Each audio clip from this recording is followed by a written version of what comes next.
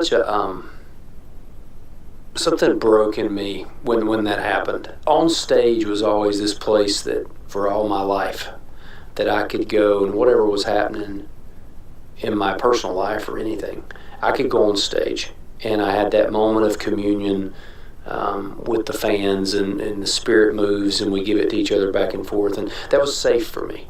And it never occurred to me that there could be any way for that to not be safe.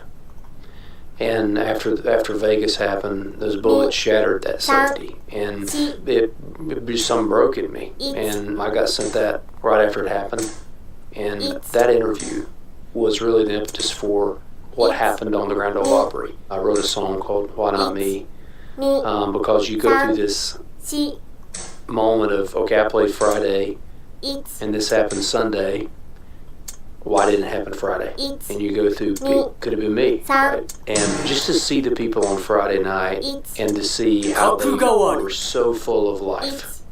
They were into every song. And I even walked down off the stage and walked all the way out to my sound guy in the middle of the crowd, and I shook everybody's hand on the last song, and I walked down one side and I came back the other. I don't normally do that.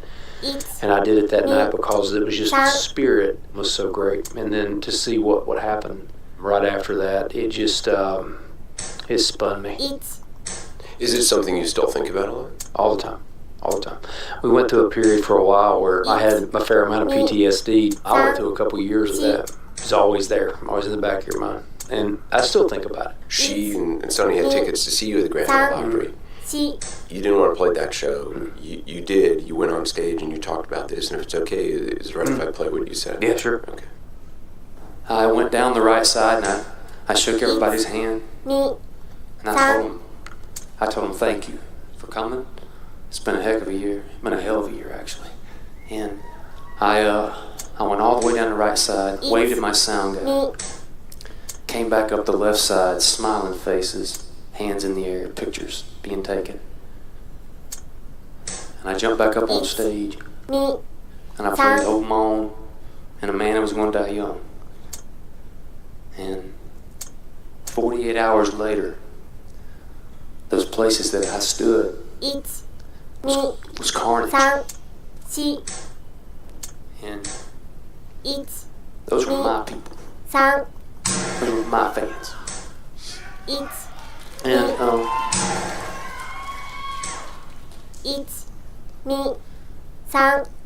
didn't want to be here tonight. And I didn't want to play guitar. I didn't want to walk on the stage, but last night, let me try to get this out. Last night, somebody sent me a video of a lady named Heather Melton, and she was talking to Anderson Cooper on CNN, and she had on our church choir tour shirt.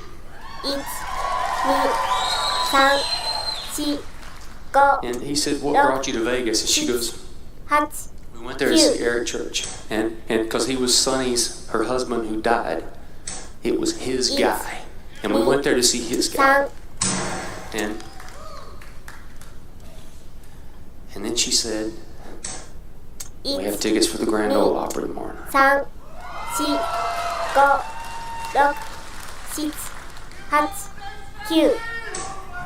And there's over here, section 3, row F. There's if you're in row F, there's some empty seats, and that's their seats. And I'm gonna tell you something. The reason I'm here tonight is because of Heather Melton, her husband Sonny, who died.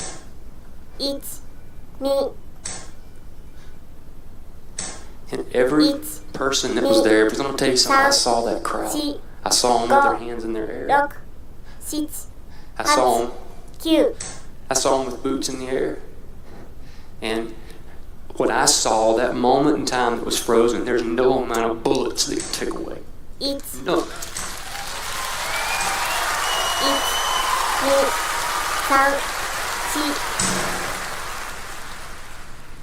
It's beautiful. I don't remember it. You what? I think I blacked out. You don't remember that? I mean, I remember having the emotion. I remember when I walked off stage that night after it was over with. Yes, sometimes things I don't. I remember it, but I don't. It's almost like I was watching that a little bit in a way, you know, but I'm just so overcome with emotion. I remember I played a lot of stages, but I remember I was side stage that night. My wife was with me, and I was just I didn't know what I was going to say.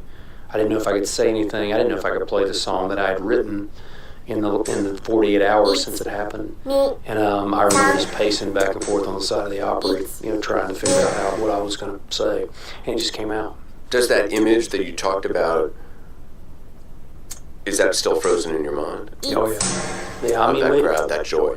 Not that there's a good in anything like this, but I will say that I've appreciated since that moment when we get to the end of a show and I look at people. It really is a moment in time, and you can take it for granted. And every show since then, I have had a moment in the show where I lock eyes, or I appreciate that we're taking for granted that we'll do this again. And I had taken that for granted up until that moment. And at least for me, I've been way more tuned into that on every show I've played, every one, no matter where since then. The song you wrote, and you wrote it, 24 hours, 48 hours, Why Not Me? I just want to play a little bit about that. Sure. This is from the Grand Ole Opry. Yeah, the Lord is my refuge, my fortress, my God with whom I trust. But I've never known why the wicked gets to prey on the best of us.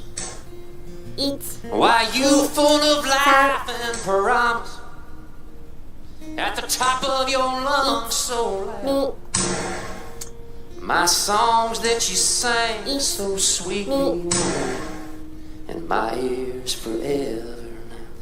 Yeah, when the morning sun hits the mountain, and a glorious still calms the breeze, I'll ask the God of infinite wisdom, why you, why not me? Is it hard listening to that? Yeah. Do you feel grief in your life? Is grief something you are cognizant of feeling? Yes, I think that I've always treated grief with get as much space as you can between myself and the grief. Do whatever you can. Me too. Right. So that's I've always, because everybody talks about, you know, time heals, and that's true. But the grief process is what allows time to heal. I'm 48 now, so I find the last 3 or 4 years of my life, that's become all that stuff that you bury, which I do great at. Kind of rub some dirt on it and keep rocking. Comes back. So yeah, and I had a period of time where a number of things happened to me that were traumatic or grief stuff. And at that time in my career, I just kept going. Another show, another whatever. Just keep going, keep working. And it's not what I would recommend to anybody. Well, I found, I'm 58, and I just woke up to realizing I've never grieved, and that's what I'm doing this, because I'm trying to figure out what it means, and learn how to do it, because I don't know. You literally went to war zones to get it. Yeah, and you talk about putting some dirt on it. I was putting layers and layers of dirt, and thousands of miles between me and it. But you're right, it gets buried, but it doesn't go away. Was that learned behavior, or is that something? It's what I, as a little kid, figured out. I was so angry. I was so filled with rage. I used it as rocket fuel to propel myself forward, and I could outwork anybody. Yeah. I could jump on a plane, abandon friendships, whatever. Work is the thing that I latched onto like a rocket, and it saved me until it doesn't. I was going to say, there's the thing. I would say the same thing for me. You know, it's something that you just kind of.